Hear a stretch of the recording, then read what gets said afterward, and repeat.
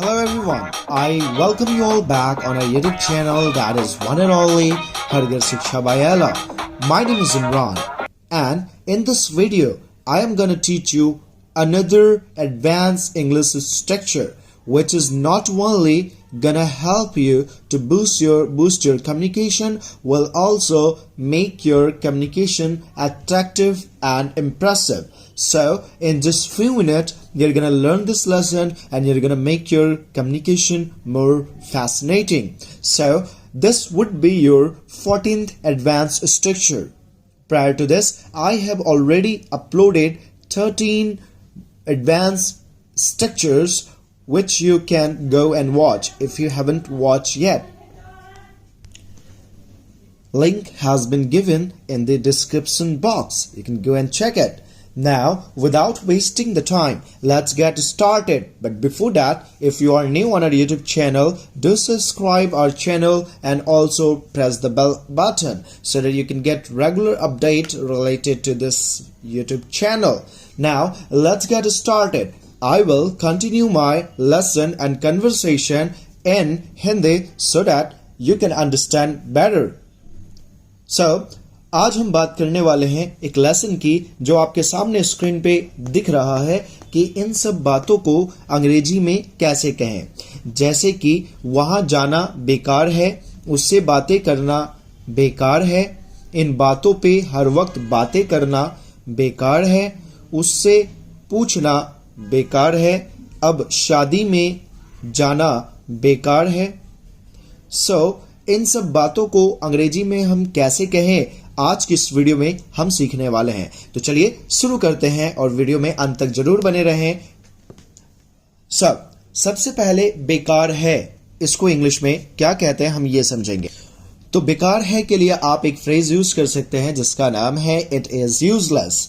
It is useless. और इसके बाद कोई भी एक्शन अगर आप करते हैं तो उस एक्शन को आप वर्ब की फोर्थ फॉर्म के साथ लगाकर बना सकते हैं। तो सबसे पहले हम आपको बताएंगे ऐसी बातों को करने का स्ट्रक्चर क्या है। तो स्ट्रक्चर है इट इज यूजलेस, जो एक फ्रेज आप यूज करेंगे, प्लस वर्ब की फोर्थ फॉर्म प्लस ऑब्जेक्ट। इसका प्रयोग करके आप आसानी से इस तरह की बातों को कर सकते हैं, वो भी इंग्लिश में।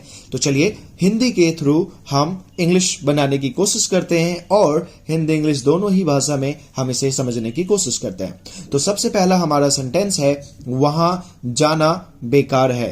तो सबसे पहले मैंने आपको बताया था क्या यूज करना है, इट इज यूजलेस। ठीक है, तो हर जगह ऐसी बातों को करने के लिए सबसे पहले आप इट इज यूजलेस लगाएंगे।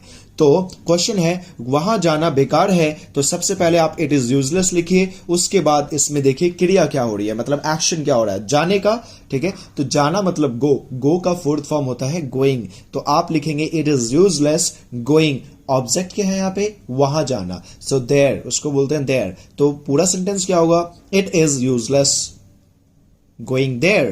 It is useless going there. Now, next question है उससे बातें करना बेकार है।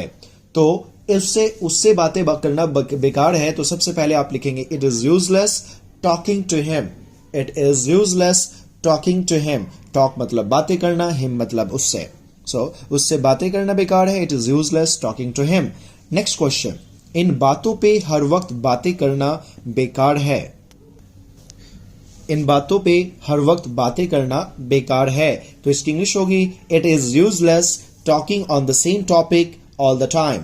It is useless talking on the same topic all the time, या फिर आप ऑलवेज बोल सकते हैं।